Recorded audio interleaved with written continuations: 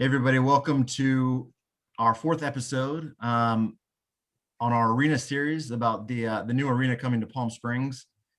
For this episode, we're going to talk all about hockey, and for that, we've got Nick Foro, the president of Palm Springs AHL and senior VP of the Seattle Kraken. Also have Ricky Olczyk, the assistant general manager of the Seattle Kraken. Nick, Ricky, welcome to the show. Really excited to have you to talk hockey. Andrew, thanks for having us. We appreciate it. Good to be here, Andrew. Good to be here. Yeah. Talk hockey is a good day. Yeah, I mean, this is exciting part for a lot of people down here. We're already getting a lot of questions about the hockey operations, the team. There's so many people who are really interested in hockey down here, despite it being the desert. So we're so glad to have you guys on for this particular episode.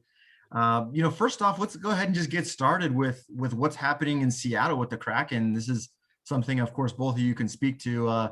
You guys are assembling this expansion team, and it's really exciting for you guys. Just tell us a little bit about that, if you will.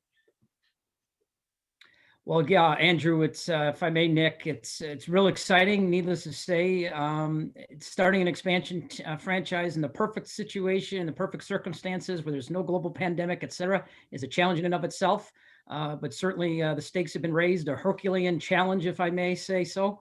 But it's certainly exciting to bring a National Hockey League franchise to the great city of Seattle, and to build it from scratch, and to be the 32nd NHL franchise, which is something special and unique, and it's all part of this great journey that we're all on.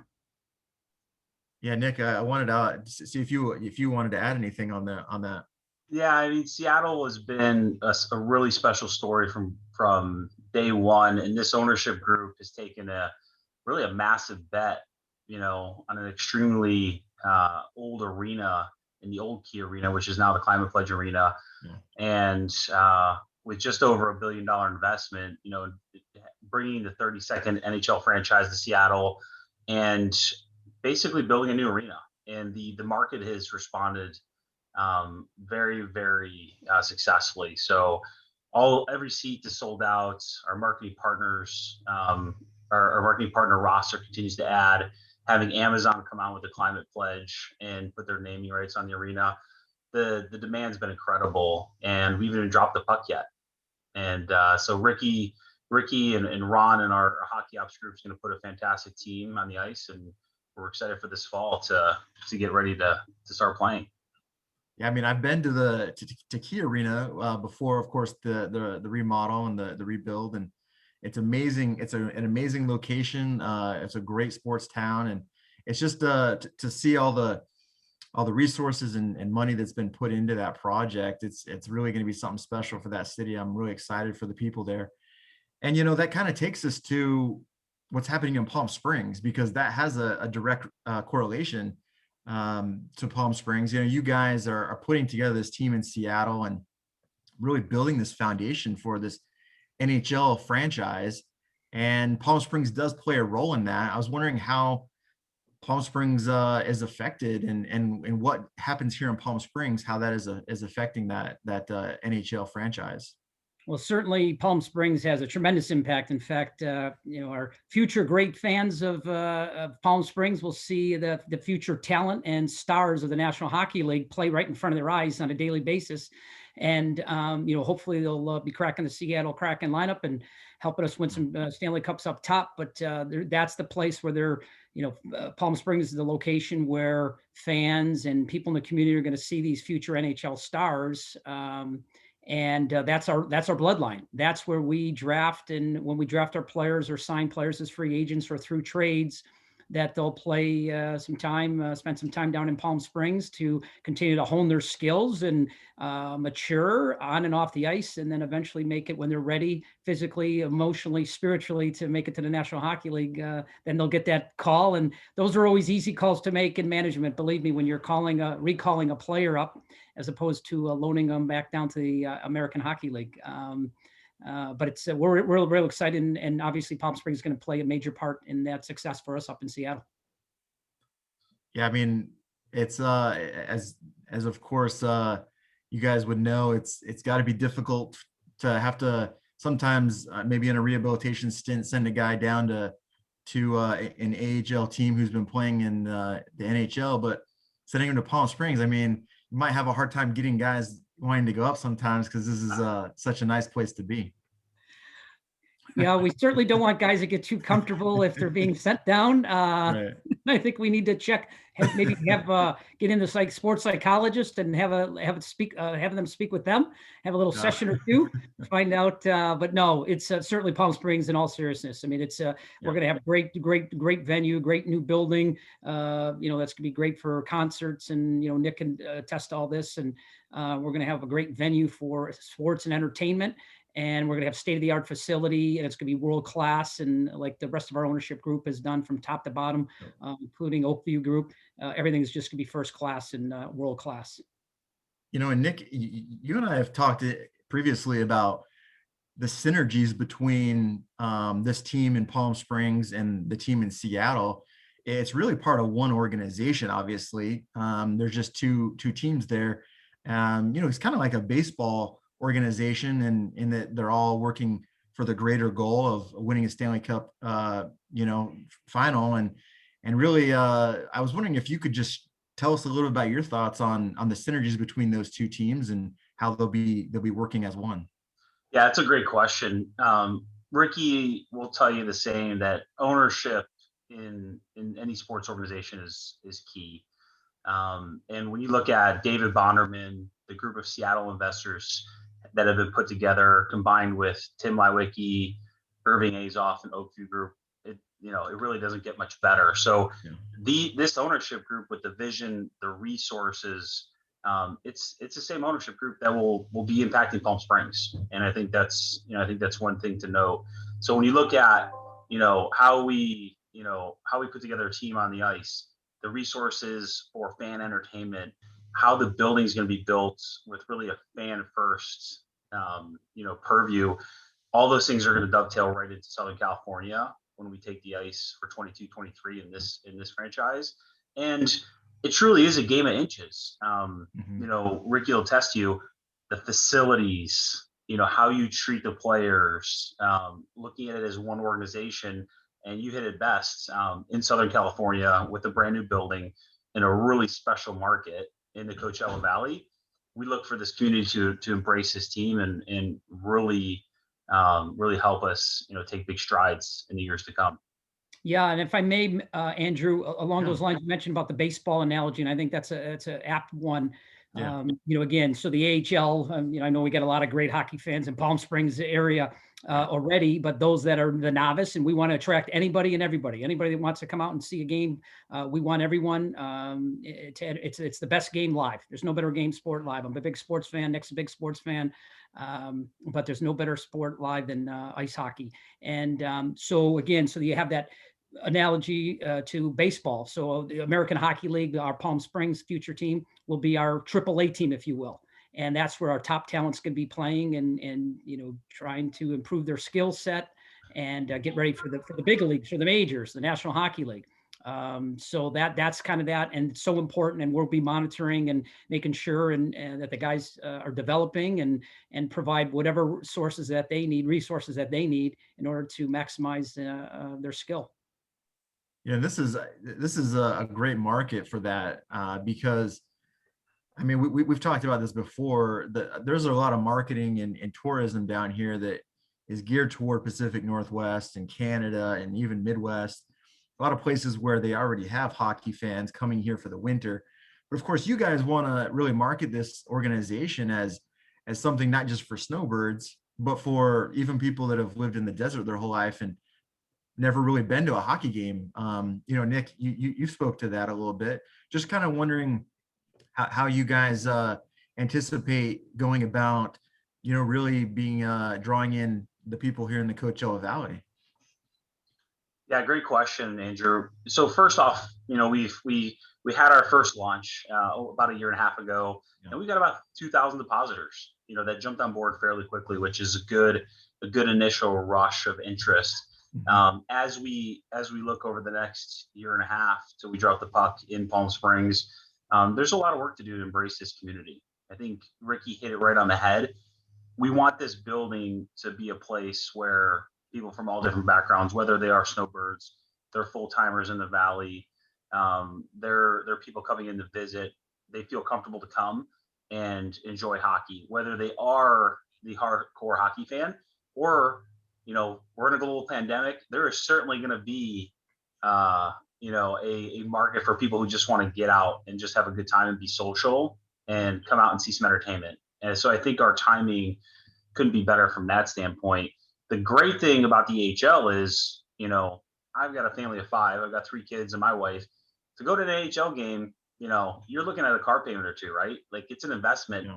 Great part about the AHL is, your average ticket is $30, $35, and you're coming to watch quality hockey. These kids, as Ricky had said, they are looking to start their career, get into the NHL, and build from there. So not only, can you come watch quality hockey, bring your family, friends out, and in Palm Springs, there's so much to do. But I think that nighttime, 7 to 7:30, it'll be the sweet spot and really the place to be.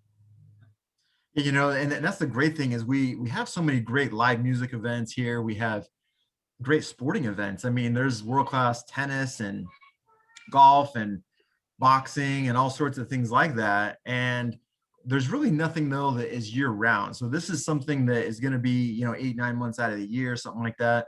And it really gives people an opportunity to go to a sporting event on the regular, which is something that they just don't have an opportunity to. So I think there's a real opportunity for you guys there. I really am curious though, to learn a little bit about the journey of a player coming into professional hockey. So, Ricky, Nick, if you guys could kind of just speak to a little bit about, the amateur draft, you guys draft guys. Do they initially come here to Palm Springs? Are guys going to be coming down very regular, or are they kind of interchangeable between the Seattle team and the team here? If you could just kind of tell us a little about that journey, for a player coming into the league. Well, certainly the odyssey to the National Hockey League is a select few that end up making it and making a long career in it. Certainly the players that we're going to draft, you mentioned the amateur draft, we're going to have that at the end of July, the 21-22 draft for the 21-22 season. And those will be the first players that we select in the amateur draft. And this is going to be like I mentioned earlier about our bloodline. This is our foundation that we're going to build our franchise, the Seattle franchise, and we're all together. We work together, but this is the foundation. So what happens is we'll draft a young player that might be in playing junior hockey up in Canada or playing in Europe or prep school hockey in Minnesota or the New England area or from college hockey.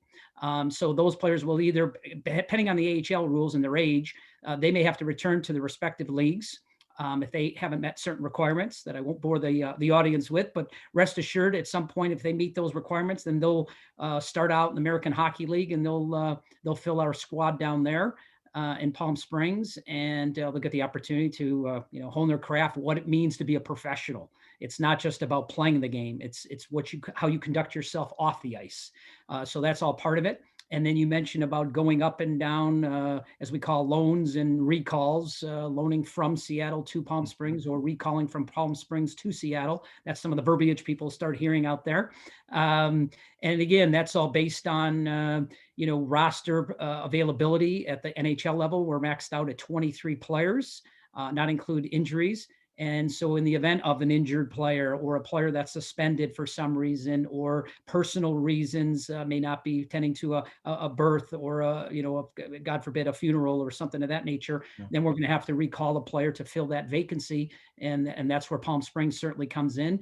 And then from a management standpoint, we are certainly going to monitor, and we're going to have, people in Palm Springs are going to see my face and Ron Francis and Jason Botterill and Norm McIver, Dave Basigio, all our management crew. And we're going to be down there evaluating, assessing our players and talking to the staff and making sure if whatever else they may need that we don't see on a day-to-day basis, they're going to have that personal attention, which is so vitally important in order for them to eventually get up to Seattle and then help us produce and, like I said, win some championships, hopefully down the road. Yeah, it's all very exciting. We saw, Las Vegas, of course, was very successful in their initial run in the NHL, and they continue to do, good things there. And you guys have now a new franchise, and and have the opportunity to have similar type of success early on.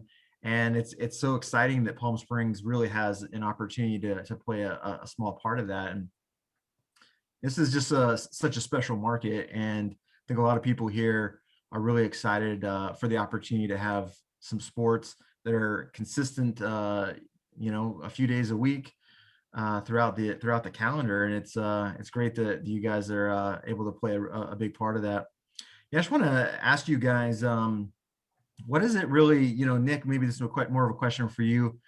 You kind of already hinted on this. We have kind of world-class events down here. It's a beautiful part of the country, but what is it that you guys see as being an exciting part of Palm Springs? What are the opportunities here that you guys see that are presented for this organization? Yeah, I think, Palm Springs and the entire Coachella Valley, because that's how we look at it. With the arena being right in the middle of the valley, we can market to all 9 cities, and maybe even west and east. And so we think that's a massive opportunity. When you look at the hockey base, the snowbirds who know the game, the youth hockey players, who were playing at the Desert Ice Castle and don't have a home right now. There's obviously some folks that we're going to want to start to maintain and build relationships with there. And as Ricky said, it's the best live sport. So we have to get people to the building and make it something where people want to come check it out and then start to learn. Hockey can be an intimidating sport to learn. The rules, icing, all the different types of penalties that come play, we've got to teach them. So having hockey 101 clinics and being able to understand the game will certainly be a part of our approach. But there's people who have disposable income. There's people that can afford an inexpensive ticket. You've got all those types of ranges. We want to attract them all and make sure that they feel comfortable in this arena and know that it's a place to come have a great night out. And we look at it as a community trust. And this team will live for quite a long time. So we're going to treat it as that, and we want the community to have input. So. Well, like I said, it's very exciting. You guys are going to have this world-class arena, and I think one of the more beautiful places in the country, and it's going to be very exciting. There's so much to get into, but because we are running a little bit short on time, I want to give you guys an opportunity. Is there anything we haven't discussed that you think is worth noting? Nick? One thing I would say is just, we understand coming into this market that, we've got to gain the community's trust. There's been some false starts here and there. We're expecting hopefully approval from the county here this next month, and we'll start breaking ground. And this for us is a 360-degree approach. We're going to embrace the community. We will be out there. The great part about the American Hockey League is, these players, they're real. Once you get the helmets off, they're real people just like us who have an extreme skill. So we will be out in the community to embrace, and we couldn't be more excited. We truly couldn't. I don't think there's a better market that we could have picked. It's going to be high quality hockey, high quality entertainment, and with Ricky and his group at it, we look to be competitive and win some games. Well, I think a lot of people are really looking forward to learning eventually the name of the team down here. Do you guys have an idea when that will be named? Yeah, we'll throw that right back at you, Andrew. Any suggestions for us? There we go. Spoken like a true lawyer. Yeah, right. Where the name is probably the question I get asked the most is, what is it going to be? And we work hard in the background and trying to figure out, not only just the name, but it's the brand. There's a lot that goes into it. We want to make sure all 9 cities above and beyond can be super proud of it. So our vision is to roll that out here, hopefully this spring, early summer. It's coming though. We look, cool. This year's big for us. Yeah. Groundbreaking on the arena is going to be super exciting. The team brand, team name, hopefully this year shortly we'll put a name on the arena, having naming rights partner. There's going to be a lot to celebrate, and we're going to do it together. That's awesome. Yeah, I mean, I know a lot of people are excited about it. Yeah, there is, let me share this with you as well, Andrew, and our folks, our audience, is that there is a buzz, certainly about the Seattle Kraken coming into the National Hockey League, Yeah. as a 32nd National Hockey League franchise. And there's certainly just as equal a buzz about the Palm Springs team around the AHL. A Cool. lot of teams are excited about it. A lot of different agents, talking about potentially their players that they may have available at some point down the road, and Yeah. college free agents. It's there is a buzz, and we think we're going to have a affordable product for entertainment, and we just want everybody to really gravitate toward this game. It's the best game in the world. It's a global sport. Yeah. We have players from Yeah. all over on this planet, and we know people really enjoy the product, and we're really excited to be a part of Palm Springs. Well, thanks so much, guys. Nick, Ricky, it's been very informative, and I know, like I said, a lot of people are going to get a kick out of this conversation, and I think it only ratchets up the excitement for this organization, this team, and what's to come here with this arena in the Valley here in the next 18 months or so. So thanks again, guys, for joining us. Thank you, Andrew. We'll look forward to having you at the first game. Yeah. Oh yeah, for sure. Definitely. I'll be there. Yeah. Thanks, Andrew. We'll hold you to that, and that was our pleasure. Thank you. All right. Thanks, guys. Take care.